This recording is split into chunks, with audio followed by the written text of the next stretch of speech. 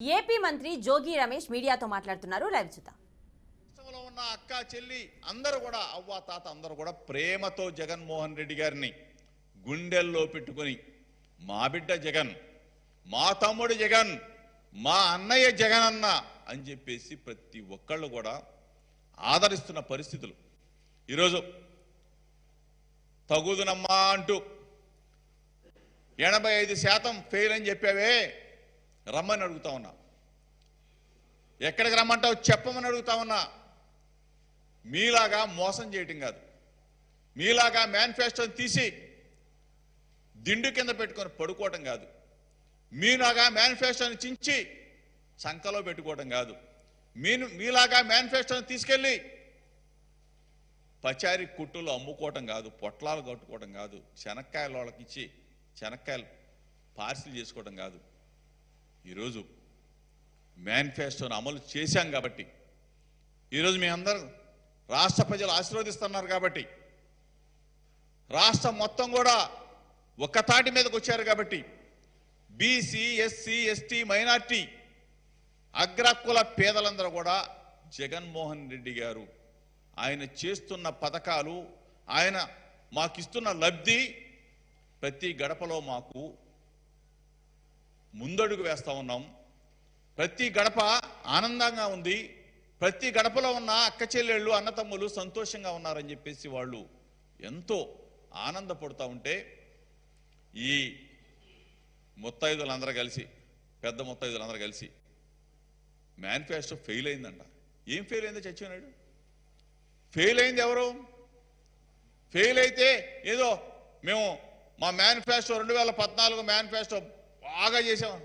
బాగా చేస్తే మీరు ఎందుకు 23 సీట్లకు పడిపోతారు బాబు, పరిమితం అయిపోతారు బాబు. దిక్కులేని ఎదవల్లాగా ఎందుకు తయారవుతారు మీరు? ఈరోజు మేము చెప్తా ఉన్నాం, దమ్ముగా చెప్తా ఉన్నాం, మేనిఫెస్టో అమలు చేశాం కాబట్టి, హామీలు నెరవేర్చాం కాబట్టి మరలా వైఎస్ఆర్ కాంగ్రెస్ పార్టీ రేపు జరిగే ఎన్నికల్లో 175 సీట్లలో గెలవబోతా ఉన్నాం. వై నాట్ 175 అనే దిశగా అడుగులు వేస్తా ఉన్నాం. ఈరోజు దిక్కు దివాణా లేని తెలుగుదేశం పార్టీ, తెగులు పట్టిన తెలుగుదేశం పార్టీ, ఆ నాయకుడికి కనీసం నాది గ్యారంటీ అని చెప్పి చెప్తా ఉన్నావే. గ్యారంటీ లేని నాయకుడు ఎవరైనా ఉన్నా అంటే చంద్రబాబు నాయుడు. ఇందాక చెప్తా ఉన్నాడు, మా లీడర్కి ఇల్లు ఉంది, అడ్రస్ ఉంది. ఎక్కడా వచ్చినాడు చెప్పు. చంద్రబాబు నాయుడు ఇల్లు ఎక్కడా? చంద్రబాబు నాయుడు డోర్ నెంబర్ ఎక్కడా? చంద్రబాబు నాయుడు ఆధార్ కార్డు ఎక్కడా? అచ్చెన్నాయుడిని అడుగుతా ఉన్నా, చంద్రబాబుని అడుగుతా ఉన్నా. నువ్వు అసలు నీకు ఈ రాష్ట్రంతో నీకేం పనే? చంద్రబాబు నాయుడికి ఏం పనే? Address, door number, Aadhaar card లేని ఈ వ్యక్తులు, విషాన్ని చిమ్ముతున్న ఈ వ్యక్తులు, మేనిఫెస్టో అమలు చేస్తే అమలు చేయలేదని చెప్పేసి అబద్ధాలు చెప్పే ఈ వ్యక్తులు 2014 నుంచి 2019 దాకా వీళ్ళ మొత్తం కూడా హామీలను నెరవేర్చారు. సిగ్గులేదు, సిగ్గులేదు. రుణమాఫీ మొత్తం కూడా పూర్తిగా రైతు రుణమాఫీ చేస్తాను, ప్రతి పైసా చెల్లిస్తానని చెప్పిన ఈ దిక్కుమాలిన ఈ చంద్రబాబు నాయుడు రైతులను మోసం చేశాడు. డ్వాక్రా అక్క చెల్లెమ్మలో మొత్తం కూడా రద్దు, పూర్తిగా మీ రుణాలన్నీ నేను రద్దు చేస్తా, మీకు రుణమాఫీ చేస్తానని చెప్పిన ఈ దిక్కుమాలిన ఈ చంద్రబాబు నాయుడు, డ్వాక్రా అక్క చెల్లెమ్మలందరూ కూడా మోసం చేసిన ఈ చంద్రబాబు నాయుడు, ఇంటికి ఒక ఉద్యోగం ఇస్తానని చెప్పి నిరుద్యోగంలో మోసం చేసిన ఈ చంద్రబాబు నాయుడు, నిరుద్యోగ భృతి ఇస్తానని చెప్పిన ఈ చంద్రబాబు నాయుడు, వీళ్ళు ప్రెస్ మీట్లు పెట్టి మేనిఫెస్టో గురించి మాట్లాడతారా? మీరు ఇటువంటి చిల్లర వేషాలు వేయబట్టి ఆ మేనిఫెస్టోని తీసుకెళ్ళి ఆ కనీసం వెబ్సైట్ నుంచి తీసిపారేసిన ఈ తెలుగుదేశం పార్టీ, మిమ్మల్ని ప్రజలు నమ్మరుగాక నమ్మరు, చంద్రబాబు నాయుడిని నమ్మరుగాక నమ్మరు. కాబట్టి మీ పాపం పండింది. మీరు చేసిన దుర్మార్గాలన్నీ కూడా అంతా ఇంత కాదు కాబట్టి మిమ్మల్ని ప్రజలు 23 సీట్లకు పరిమితం చేశారు. ఈరోజు నమ్మకంగా చెప్తాం, ధైర్యంగా చెప్తున్నాం, విశ్వసనీయతతో విలువలతో రాజకీయం చేస్తున్న జగన్మోహన్ రెడ్డి గారు. నిజంగా ప్రతి గడపలో కూడా సంతోషం, ఆనందం వెల్లువిరుస్తున్న ఈ పరిస్థితులు ఎవరు భారతదేశ చరిత్ర చూసుకోండి. ఏ రాష్ట్రంలో అయినా ఏ ముఖ్యమంత్రి అయినా బటన్ నొక్కుతా ఉన్నాడా? పేద ప్రజలకు డబ్బులు వెళ్తా ఉన్నాయా? 30 లక్షల ఇళ్ల స్థలాలు ఇచ్చి ఇళ్ళు శరవేగంగా కడుతున్న ముఖ్యమంత్రి ఎవరైనా భారతదేశంలో ఉన్నాడా? ఇన్ని లక్షల మంది పిల్లలను చదివిస్తూ సుమారుగా 65 లక్షల మందికి ప్రతి నెల కూడా పెన్షన్ ఇచ్చే ముఖ్యమంత్రి భారతదేశ చరిత్రలో ఎక్కడైనా ఉన్నాడా? పిల్లల అమ్మఒడి, ఆసరా, చేయూత, పెన్షన్, కాపు నేస్తం ఇన్ని పథకాలు ఇస్తూ ప్రజల మన్నలను పొందుతూ ఉంటే కనీసం చెప్పుకోవడానికి ఒక్క పథకం లేదు చంద్రబాబు నాయుడికి. ఎక్కడికన్నా వెళ్ళి చంద్రబాబు నాయుడు చెప్పుకోవడానికి ఒక పథకం లేదు. నేను ఇది చేశానని చెప్పుకోవడానికి లేదు. ఇటువంటి దుర్మార్గమైన మాటలు చెప్పే ఈ అచ్చెన్నాయుడు అవ్వచ్చు, ఆ ఎండుకో వగాయరాలు కావచ్చు, ఏదో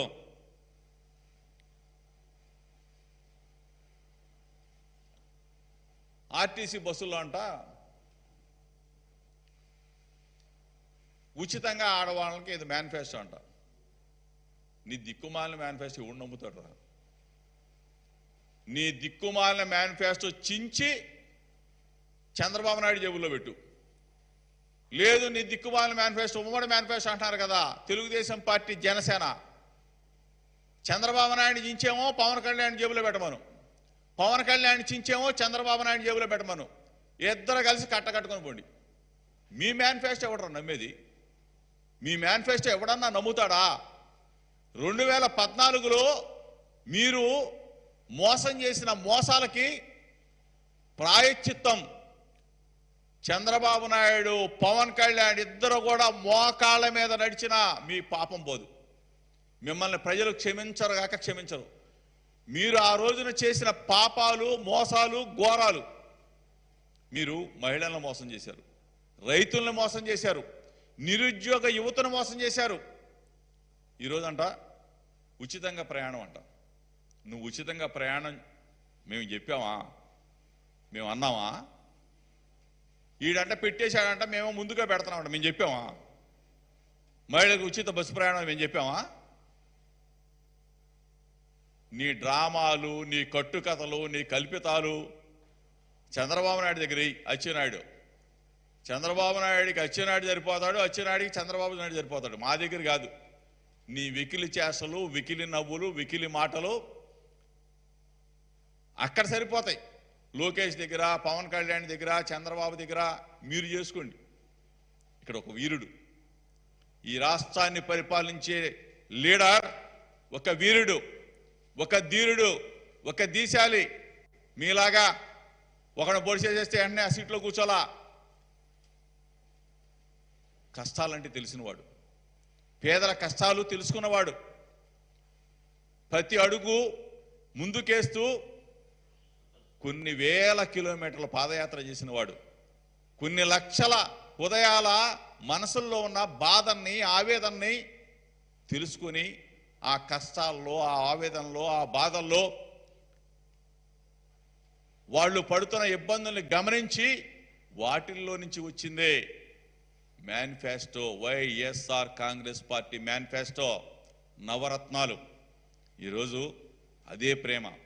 డే 1 నుంచి ఆ కుర్చీలో కూర్చున్న దగ్గర నుంచి, ముఖ్యమంత్రి పీఠంలో దగ్గర కూర్చున్న దగ్గర నుంచి నేను ఏం చెప్పాను, నేను ఏం చెయ్యాలి, ప్రతి క్షణం ఆలోచన చేసి ఈరోజు ధైర్యంగా, దమ్ముగా 99.5% వాగ్దానాలను నెరవేర్చి ప్రతి అవ్వ, ప్రతి తాత, ప్రతి అక్క, ప్రతి చెల్లి, ప్రతి అన్న, ప్రతి తమ్ముడు సంతోషంగా ఈ రాష్ట్రంలో ఉన్నాడంటే, ప్రతి గడపలో అభివృద్ధి జరుగుతూ ఉందంటే, ప్రతి గడప ఆనందంగా ఉందంటే, ప్రతి గడపలో వాళ్ళ ఆర్థిక స్థితిగతులు మెరుగుపడ్డాయి అంటే జగన్మోహన్ రెడ్డి గారు.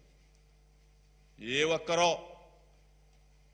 నచ్చిన వాళ్ళకి ఇచ్చి నచ్చని వాళ్ళని పక్కన పెట్టే ఉద్దేశం జగన్మోహన్ రెడ్డి గారికి లేదు. 5 కోట్ల మందిని ఒకే విధంగా చూస్తా ఉన్నాడు.